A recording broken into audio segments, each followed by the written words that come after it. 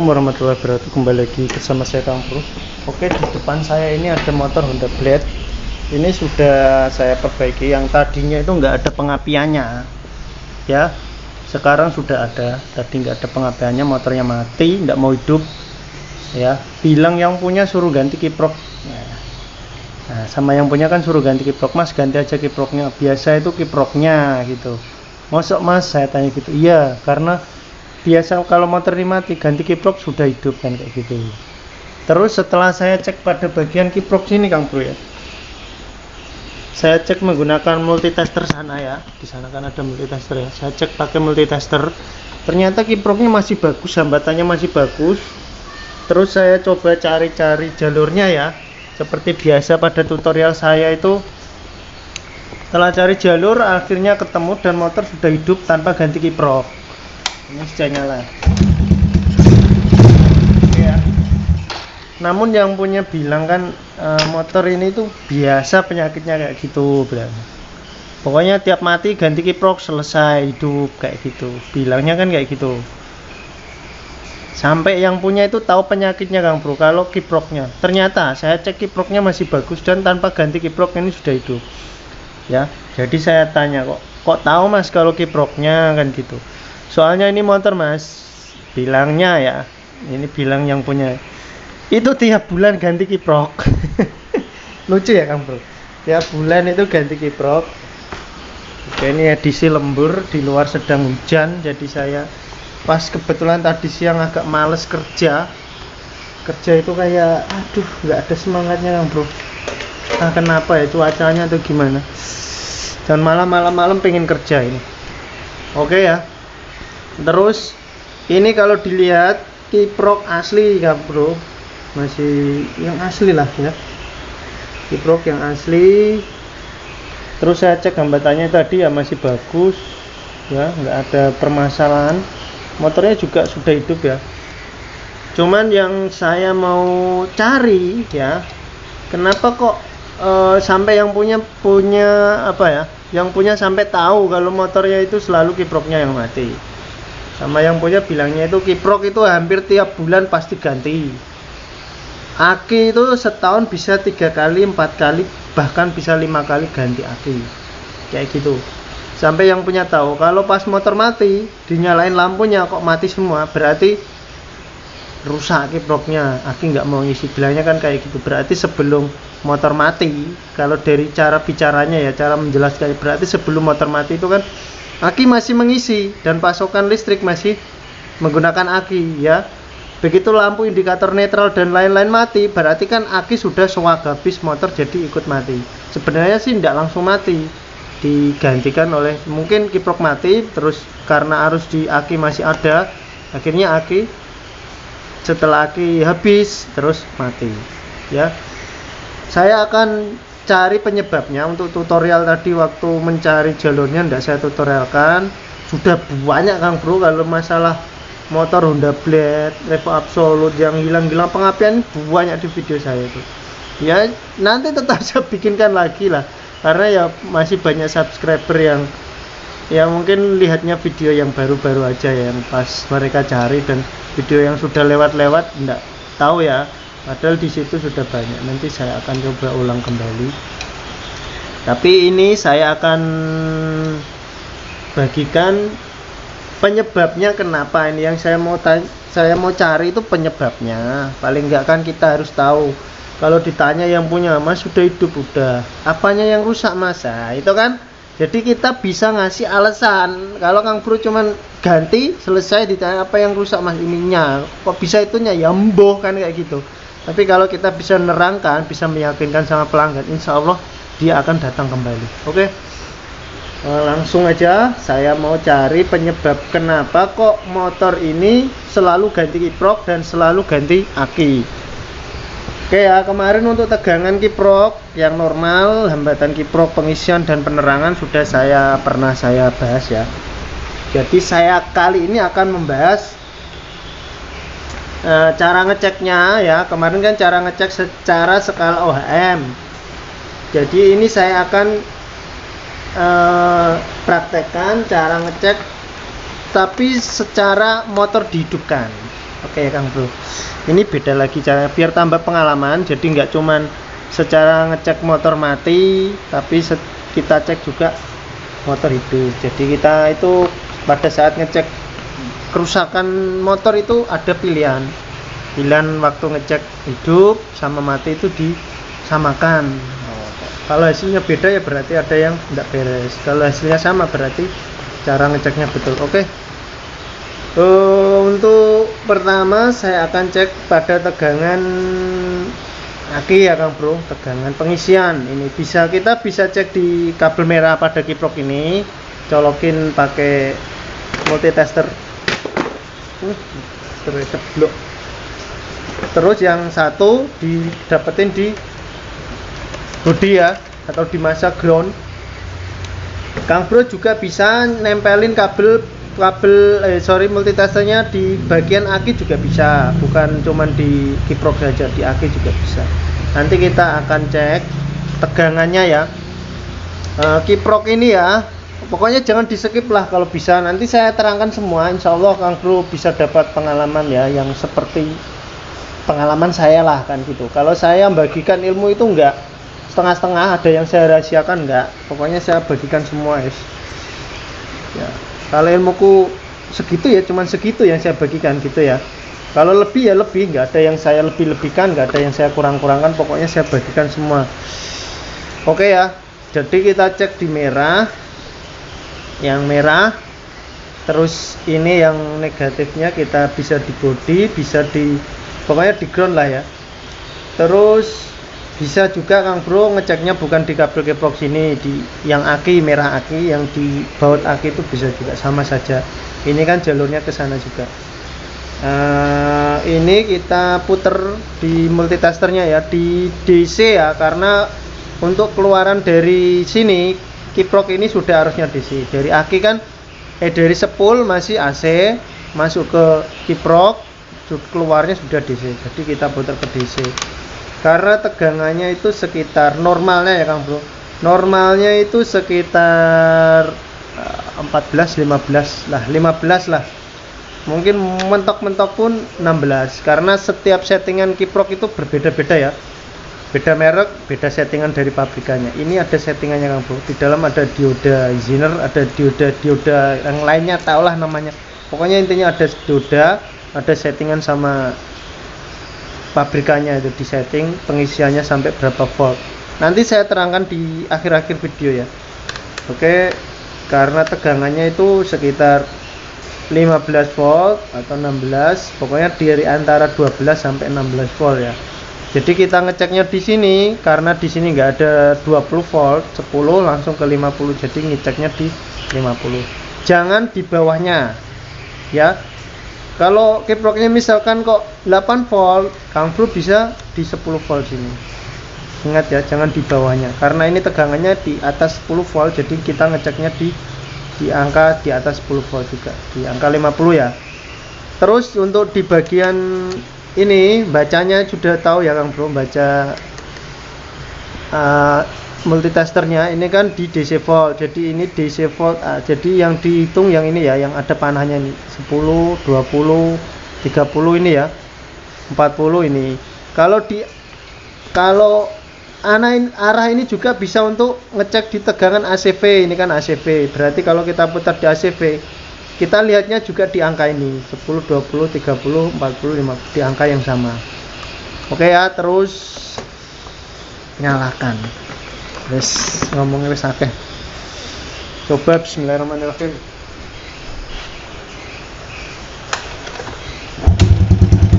Oke, motor sudah menyala ya Kang Bro. Ini saya tempelin di ground ya, di bodi motor.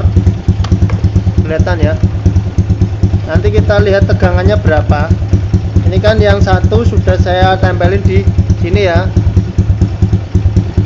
Jelas enggak ini ya? Oke. Yang satu saya tempelin di merah kiprok, yang satu di masa. Ntar belum ada pergerakannya, kurang pas nyolokinnya Kang Bro. Nah ini tegangannya di langsamnya di angka 10 lebih ya Kang Bro, 10, sekitar 12an. Saya akan gas normalnya biasa kalau kiprok standar settingan yang ada di Indonesia yang bukan racing kayak gini ya, paling di angka 14,2, 13,2 atau di angka 14,8, 15, pokoknya di angka kisaran itu ya, tidak lebih dari angka 20 volt. Nah,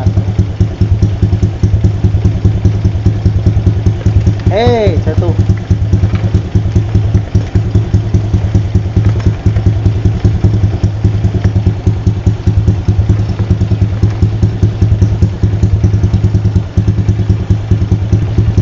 Oke, ini di angka 12-an ya, saya coba gas nanti sampai angka berapa ya.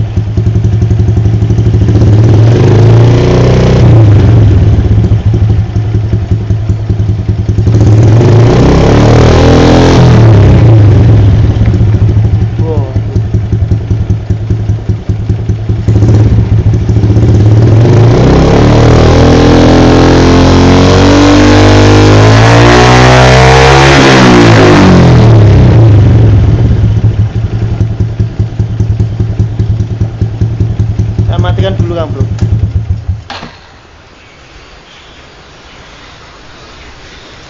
Oke Kang Bro, tadi Kang Bro lihat sendiri tegangannya itu naik sampai di sini ya, 20, naik sampai ke 30 saat saya gas. Itu berarti tandanya tidak normal ya. Oh, kiprok hangat Kang Bro, kiprok langsung hangat. Nah, sekarang saya mau cek di bagian sini ya Kang Bro, sepulnya ya. Kalau dari sepul masuk ke kiprok, pertama kan sepul ya, itu arusnya masih AC, jadi masuk ke kiprok, keluar dari masuk ke kiprok, terus keluar dari kiprok, yang merah tadi sudah DC. Jadi tegangannya tadi sampai 30, berarti tidak normal ya, kebesaran tegangannya. Nah, ini cuman kita belum tahu yang rusak itu kiproknya apa sepulnya. Nanti kalau kita cek sepulnya kok tegangannya tinggi juga, berarti tegangan tinggi pada kiprok dipicu oleh sepul. Tapi kalau dari sepul kok normal, berarti kiproknya yang tidak beres. Oke, untuk sepul kita ganti ke ACV 50 juga ya, sama di 50 sini. Saya akan coba cek juga tegangannya. Harusnya tidak lebih dari angka 20 ya Kang Bro. Jadi sepul ini, soket sepul di sini, kabel warna putihnya di sini. Saya colokin di sini. Sepul pengisian ya, ini kabel yang warna putih. Terus yang satu nanti saya tempelin di masa. Oke, saya akan coba nyalakan kembali motornya.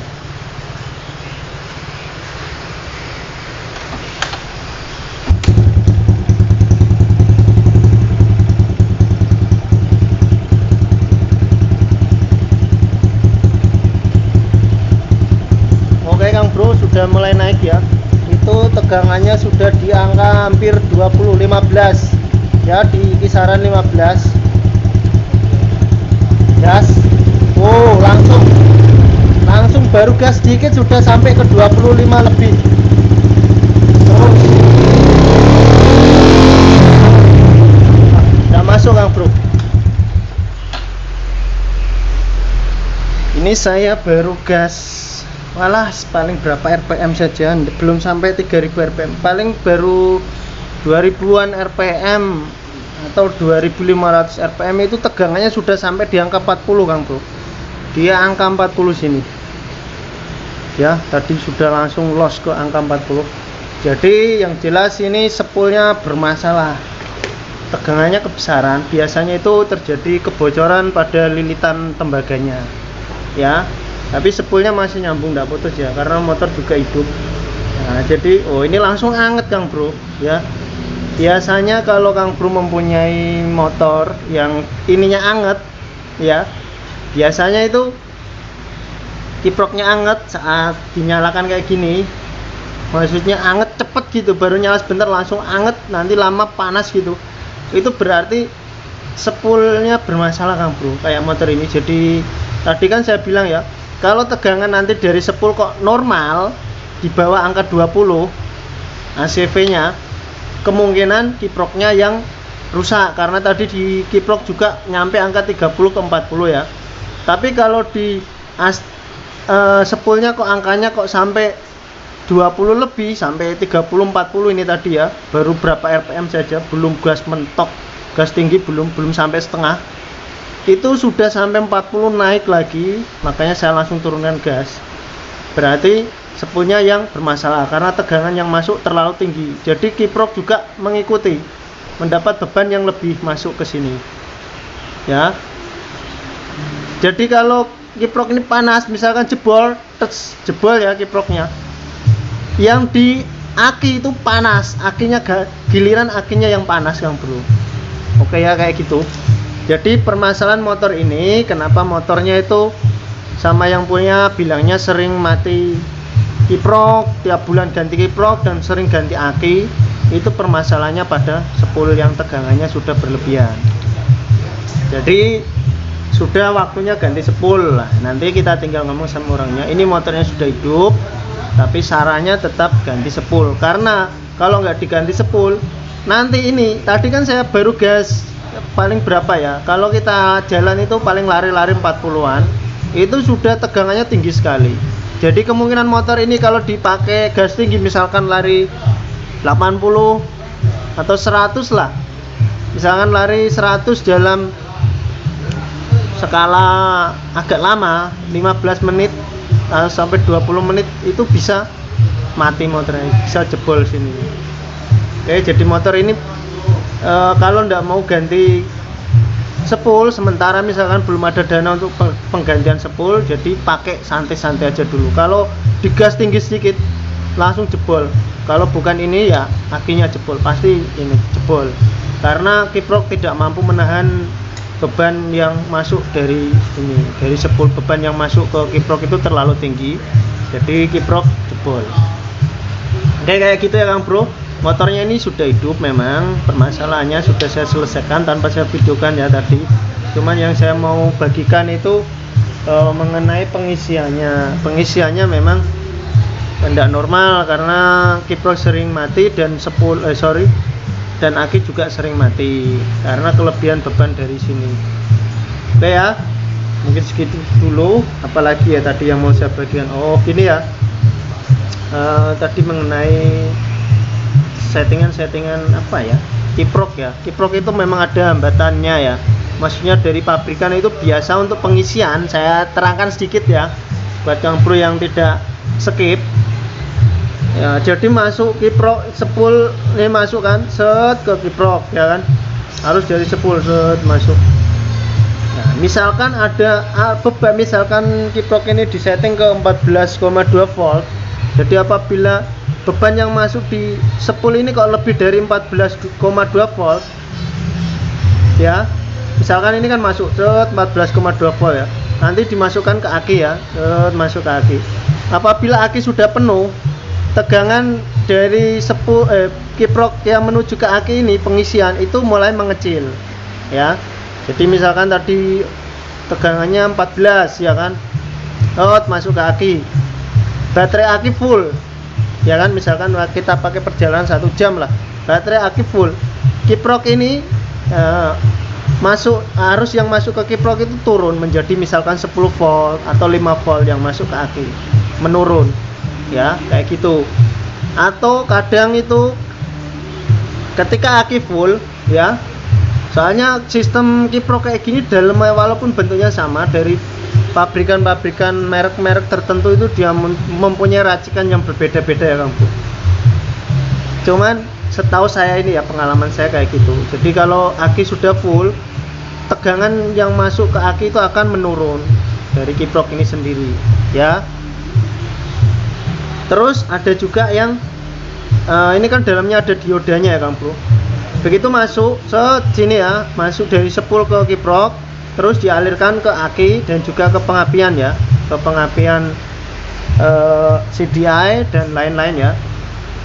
Begitu tegangannya tinggi ya kan, misalkan tadi settingannya 14,2 atau 13,2, lebih dari itu ya, lebih dari itu dioda di bagian dalam akan membuang arus yang lebih itu kembali ke massa, kembali ke ground. Nah, jadi arus yang keluarnya kan dari kiprok kan masuk merah, putih ya, keluarnya merah ya kan. Jadi kalau kelebihan arus dia akan keluar lewat ground, kembali ke ground kayak gitu. Itu beberapa sistem dari pengisian aki. Ada yang seperti itu, ada yang sistemnya dia mengecil arusnya saat aki mulai penuh, ada juga yang membuang melalui ground. Ya oke ya kayak gitu. Semoga videonya bermanfaat. Itu saya bisa membagikan cukup segitu aja.